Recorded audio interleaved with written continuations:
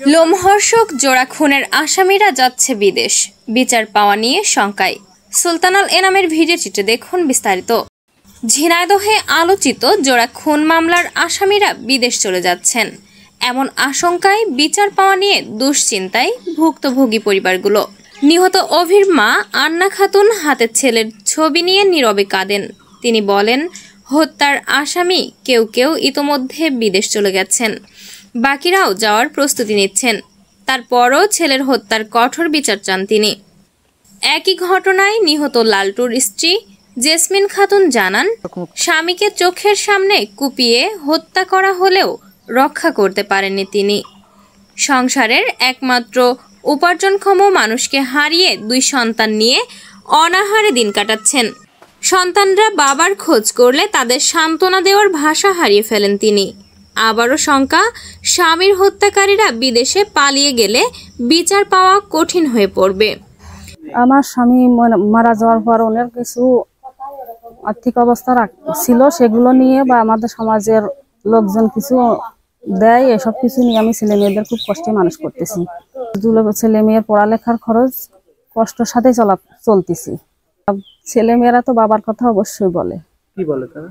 তার বাবা চলে গেল, তার বাবা থাকলে তাদের ভালোভাবে দিনকাল কাটতো বা ভালো এত কষ্ট হতো না, ওর বাবা থাকলে ওদের অভাব অনটন থাকতো না, ওরা অনেক কষ্টে মানুষ হয়। এগুলো তো দুঃখ প্রকাশ ছেলে মেয়েরা করে। আমি আমার স্বামীর মৃত্যুর বিচার চাচ্ছি, ওদের ফাঁসি হোক, বিচার হোক, আমরা সেটাই চাই। এই আমার মনি মারার 3 দিন আগে আমার ভাসুরির আর আমার ভাসুরির ছেলের মারে। তারপরে ওরা বেলা 11টার সময় বাড়ি পাড়ে আসে। সেই দিন 16 রোজায় সোমবার, ওই দিনকে বাড়ি পাড়ে আসে ওরা নানানভাবে বকাঝকা করে। বকাঝকা করলে আমার মুনি বাড়িতে ছিল, বেরিয়ে এসে কচ্ছে যে আপনারা কার বাড়ি পাড়ে আসে এরকম বকাঝকা করেন। 3 দিন আগে আমার কাকার আর আমার ভাই মারলেন, আবার আসে বকাঝকা করেন। এসে এখন শফিকা হুকুম দেয় যে এই হচ্ছে গে ওই কেসের সাক্ষী, এর বিশ্বাস কর। তখন জিরো হাতে ফালা ছিল, জিরো এসে পিছন থেকে ফালা মারল, আর মুকুলের হাতে রামদা ছিল, মুকুল এসে রামদা দিয়ে কোপ দিল। আমার মুনি পড়িয়ে যায়। তারপরে ওর বাপ হচ্ছে গিয়ে ঠেকাতে যায়, ওর বাপেরও মারে। লালটু বেরিয়ে এসে ঠেকাতে গেলে লালটুরু ওরা বলে যে লালটুরু শেষ করে দে। শফিকা হুকুম দেয় লালটুরু শেষ কর।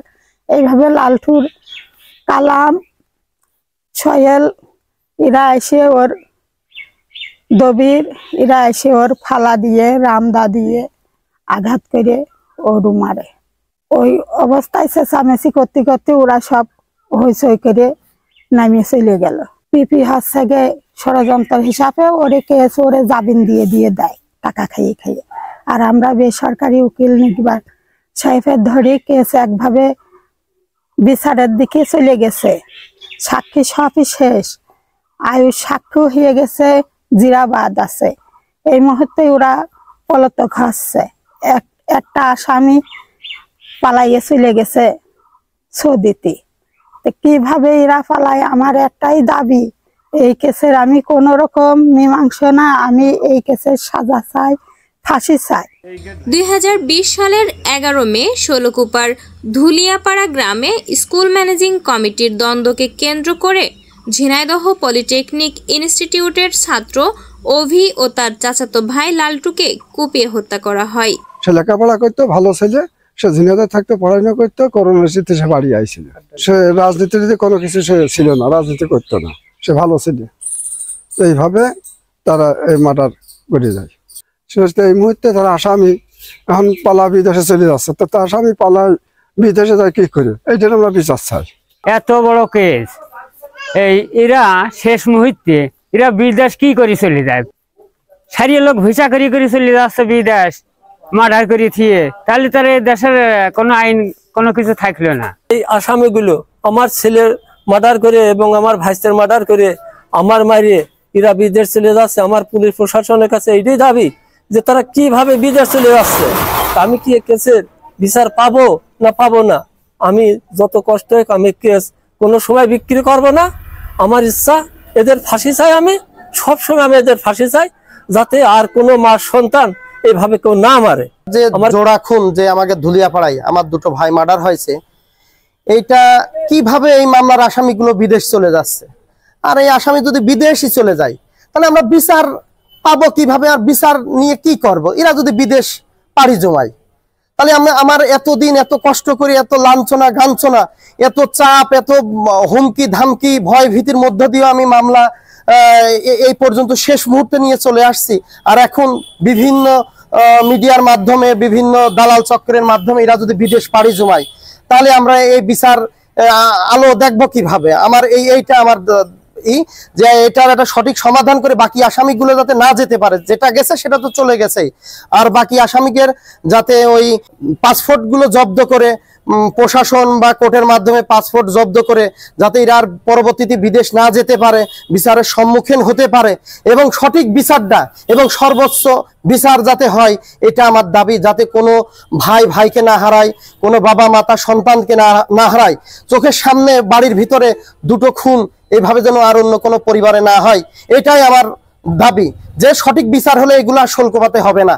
এই ঘটনায় 52 জনকে আসামি করে চার্জশিট দেওয়া হলেও অভিযুক্তরা একে একে বিদেশ চলে যাচ্ছেন। ইতোমধ্যে মামলার 19 নম্বর আসামি হোসেন আলী সৌদি আরব পাড়ি জমিয়েছেন। এ নিয়ে এলাকাবাসীও উদ্বেগ প্রকাশ করেছেন। তাদের দাবি, সঠিক বিচার হলে শৈলকুপায় দৃষ্টান্ত তৈরি হবে এবং হত্যাকাণ্ড কমে আসবে। বেলা 11টার সময় আমি শুয়ে রয়েছি পুকুরের বাউরিতে।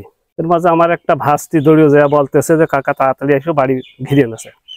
আমি দড়িয়ে এসে এই ঘরটা এসে যা আসলি পারে দেখি যে ওরা সব আমার বাড়ি ঘিরে নেছে। অভিযোগ ওই গেটতে বাড়াইয়া কাছে আপনারা কি করতে আমার বাড়ি ফার আবার আইছেন, সেদিন আমার কাকার মারলেন, আমার ভাইয়ের মারলেন, আবার এই যে আমার বাড়ি ফারা আইসে বকাঝকা করতেছেন। তখন শফিকা অর্ডার দিল যে এই শালার কুপা আগে মারে, এই শালা ওই কেসে সাক্ষী রয়েছে এইটার আগে কুপা মারে।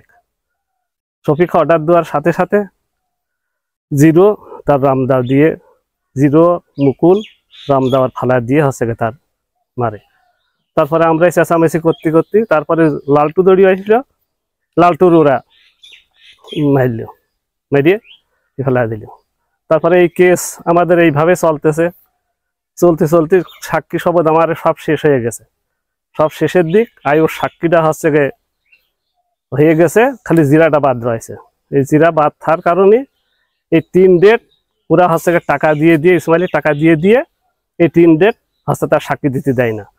তার একটাই যে এই 3 ডেটের ভিতরে ওর হচ্ছে বিদেশ সব পাঠা দিবি কায়দা করে টাকা খেয়ে 30-29টা আসামি করেছে, ভিসা করেছে, একটা চলে গেছে, আর এই কয়টা এখনো যেতে পারিনি। তা আমার একটাই অনুরোধ যে এই আসামি কি করে হচ্ছে পালাইয়া বিদেশ চলে যায়, বিচারকের কাছে আমার এইটা অনুরোধ যে আমরা এই আসামিদের বিচার চাই। আমরা এই বিচারটা বহুত দিনই 4-5 বছর ধরে 4 বছর ধরে আমরা এই জুমা জাতি বেশি আমরা এই হচ্ছে এই কেস চালাইয়া আসতেছি, আর সেই এই শেষ মুহূর্তে এসে কি করে হচ্ছে আসামিরা হচ্ছে পালাইয়া চলে যায়। তা আমাদের একটা অনুরোধ যে আমরা এই মার্ডারের আমরা বিচার চাই। আমরা এই বিচারটা চাই যাতে শৈলকুপার মাটিতে আমরা এই বিচারটা আমরা দেখে যেতে পারি, এই বিচারটা সবাই শৈলকুপার থানার লোক সবাই যাতে বুঝতে পারে যে না অভিমারার বিচার আজকে হইল। এদিকে পুলিশ জানায়, আদালতের আদেশ নিয়ে অভিযুক্তরা বিদেশ যেতে চাইলে থানা পুলিশের কিছু করার থাকে না। জোড়া খুনের এই ঘটনার সঠিক বিচার চান স্বজন ও এলাকাবাসী। হত্যা মামলা যেসব মামলা তদন্তাধীন, আমরা যদি তথ্য পাই যে সে আসামি বিদেশ যাওয়ার সম্ভাবনা আছে, তারে আইনি প্রক্রিয়ায় ইমিগ্রেশনের মাধ্যমে ইমিগ্রেশন পুলিশের মধ্যে তাকে আটকানোর সুযোগ আছে। আর যেই মামলা বিচারাধীন অবস্থায় থাকে যেসব মামলা, সেখান থেকে তারা কোর্টের পারমিশন দিয়ে বিদেশ যেতে পারে। বেসিক্যালি তারা পুলিশ ক্লিয়ারেন্স নিতে আসলে কেউ যদি হত্যা মামলা বা বড় বড় চাঞ্চল্যকর মামলার আসামি হয়, সেই ক্ষেত্রে তার নামে মামলা চলমান থাকলে আমরা তাদেরকে পুলিশ ক্লিয়ারেন্স দেই না। এখন তারপরও বিষয় হলো যে কোর্টের আদেশে, বিজ্ঞ আদালতের আদেশে অনেক ক্ষেত্রে আসামিদেরকে চিকিৎসা অথবা হাউসব্রত পালন অথবা ধর্মীয় অন্য কাজে বিদেশ যাওয়ার সাময়িক অনুমতি দেওয়া হয়। এই বিচার শৈলকুপায় নজির সৃষ্টি করবে বলে ধারণা তাদের।